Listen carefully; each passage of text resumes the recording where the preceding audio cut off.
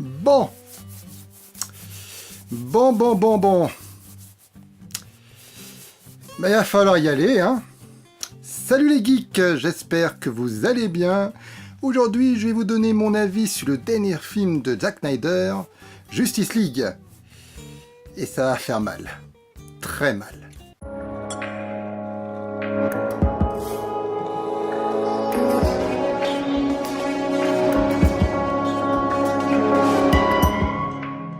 Avant de donner mon avis sur ce film, je souhaite préciser certaines choses. Je suis un grand fan de l'univers DC Comics. Je me sens même plus proche des DC, des héros comme Batman, Superman, que de ceux de Marvel, qui m'ont jamais vraiment touché, mis à part Spider-Man ou Hulk. Donc voilà, DC Comics, c'est vraiment un univers que j'apprécie particulièrement. Concernant le cinéma de Zack Snyder, j'apprécie également, mis à part certaines choses, j'aime plutôt l'esthétique et le punch et l'énergie des films de Zack Snyder. Chose importante à préciser tout ça. Que raconte Justice League ? Vous allez voir, ça va être très facile à résumer, puisque c'est tout simplement la réunion de super-héros, c'est-à-dire de Batman, Superman, Wonder Woman, Flash, Aquaman et Cyborg. Ils vont tous se réunir pour combattre un ennemi en commun, Steppenwolf. Et c'est tout. Avant de donner mon avis sur le film, va falloir que je vous explique certaines choses que vous savez probablement, mais je vais le faire quand même.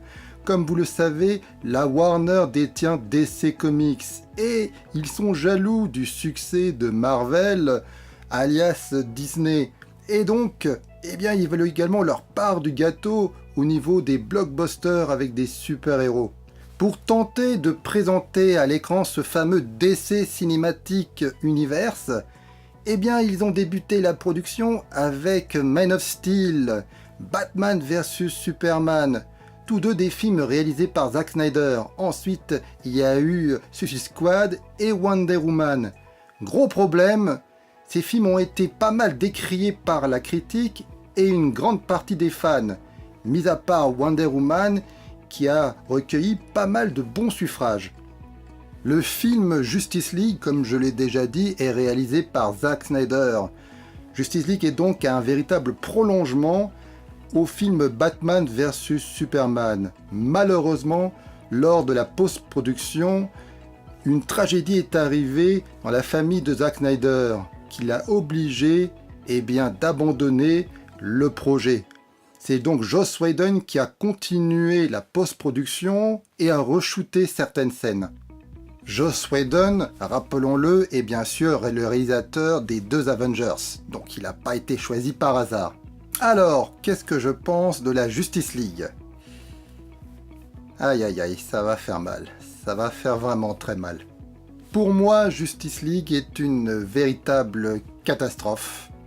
Une véritable catastrophe industrielle, une véritable catastrophe artistique. Et bien sûr, je vais vous dire pourquoi. Je sais, vous êtes en train de me jeter des tomates sur votre écran de moniteur, ou je ne sais où vous regardez cette vidéo. Je sais que vous êtes en train de me détester, de me haïr en me disant que je n'ai rien compris au cinéma de Zack Snyder ou au film de super-héros. Mais je suis désolé, Justice League pour moi est un ratage complet. Il n'y a pratiquement rien à sauver dedans. Le scénario, tout d'abord, manque totalement d'envergure, manque totalement d'ambition. On dirait une intrigue qu'on voit dans un épisode de Power Rangers. Des super-héros qui se réunissent pour combattre un super méchant d'opérette. Et puis le film, globalement, manque d'enjeu. Steppenwolf, par exemple. En fin de compte, pourquoi il veut détruire la Terre ? Est-ce qu'il veut reconstruire une Terre à son image ?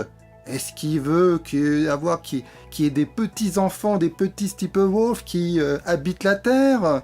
Ou tout simplement, il est méchant, il aime détruire et ça l'amuse ? C'est quoi son enjeu dedans ? C'est jamais dit dans le film. Et puis la présentation des nouveaux super-héros qu'on n'avait pas vus dans les précédents épisodes. Mais c'est bâclé.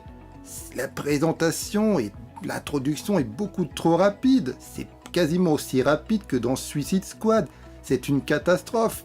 On ne ressent strictement rien pour eux.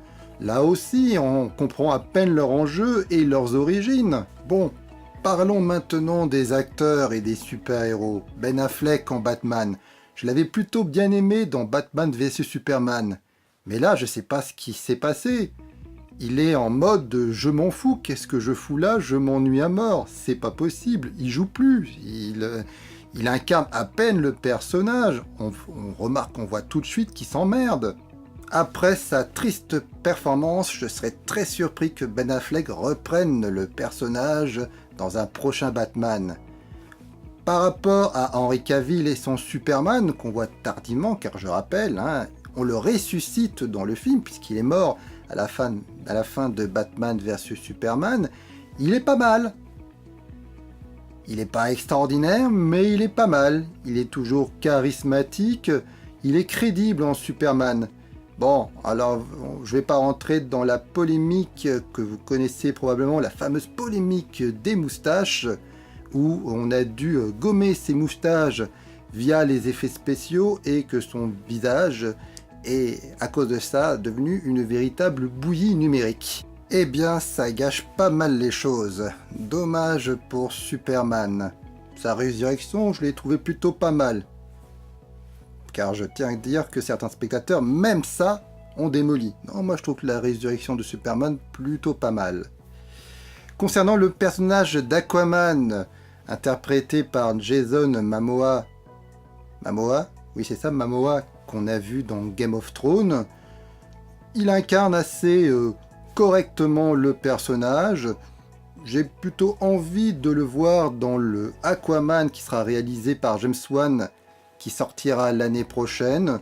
Je trouve que le personnage et son univers est assez prometteur, car dans Justice League, je tiens à vous dire que si vous imaginez voir pas mal de scènes qui se passent au niveau de l'Atlantide, vous allez être très déçu car vous ne verrez quasiment rien.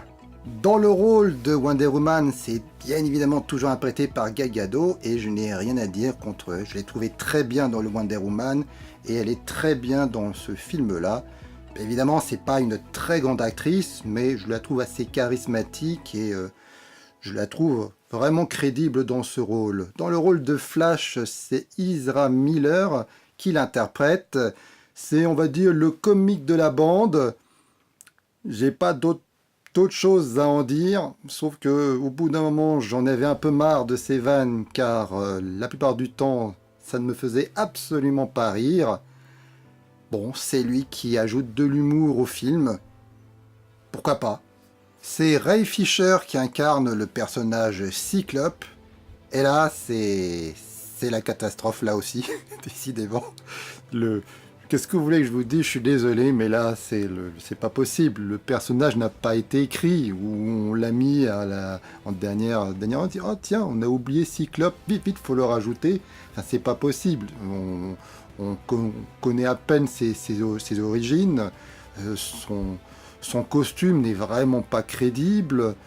Enfin, ce personnage est ridicule dans le film. C'est un ratage total. Cyclope, c'est pas possible. Ils se sont plantés. Il y a quelque chose qui va pas. Pour moi, Justice League est un film hybride réalisé par deux réalisateurs qui n'ont pas du tout le même point de vue. Zack Snyder, c'est un cinéaste plutôt sombre, qui aime des scènes très esthétisantes, des ralentis. C'est quelqu'un qui aime travailler particulièrement le côté visuel de ses films, se rapprocher le plus possible de l'univers des comics. Joss Whedon, c'est autre chose. C'est un cinéaste qui apprécie plutôt les dialogues. Sa mise en scène est assez quelconque. Il met souvent en avant l'humour dans ses films. Eh bien, l'univers de ces deux réalisateurs dans un même film, ça ne colle pas. Il y a un gros souci à cause de ça. Et puis le film manque d'ambition, manque d'envergure. On aurait dit une petite histoire de super-héros quelconque. C'est pas possible, c'est la Justice League. C'était un film extrêmement attendu. On ne peut pas expédier un film comme ça. Même au niveau du spectacle, des effets spéciaux, de l'action. Même là, c'est très décevant, c'est quelconque. Je n'ai retenu, j'ai vu le film il y a quelques jours, j'ai retenu aucune scène d'action. Il y avait des moments marquants dans Batman vs Superman ou dans Man of Steel. Là, je n'ai absolument rien retenu. C'est très quelconque et parfois même, au niveau de ces spéciaux, c'est pas bien fait. Comme vous le savez, j'aime bien trouver des choses positives dans les films, même si globalement j'ai pas aimé. Et là j'ai ramé pour trouver quelque chose de positif, et c'est la musique de Danny Elfman, globalement je l'aime bien. Bon, ok, il n'y a rien d'original, mais le fait qu'il reprenne certains thèmes qu'il avait utilisés dans Batman, ou même le thème de Superman de John Williams, ça m'a fait plaisir. Bon, même la lumière s'est éteinte derrière moi, c'est un signe. Il faut que j'arrête la vidéo ici. Je vous remercie de l'avoir regardé jusqu'au bout. Vous avez compris, j'ai pas aimé le film. Si vous voulez voir un film de super-héros fun, je vous conseille plutôt de voir la série The Punisher chez Netflix. Là, au moins, on en a pour son argent. Moi, j'ai trouvé ça fun. Je ferai peut-être une vidéo complète sur The Punisher, je ne sais pas. Mais en tout cas, je vous recommande vivement la série. J'en ai eu bien besoin après avoir vu Justice League. Mais j'attends quand même Wonder Woman 2 ou le Aquaman de James Wan. J'ai encore confiance, mais là, il va falloir vraiment, qu'ils mettent les bouchées doubles pour me convaincre. En tout cas, je vous remercie d'avoir vu cette vidéo jusqu'au bout. Si vous l'avez appréciée, eh bien mettez un pouce bleu, mettez dans les commentaires si vous êtes d'accord ou pas par rapport à ce film. Partagez la vidéo, abonnez-vous. Il est tard, il est 4h du mat. Abonnez-vous à ma chaîne si la culture geek vous intéresse. Et moi, je vous dis à une prochaine fois. Et je vais dormir. Allez, bye!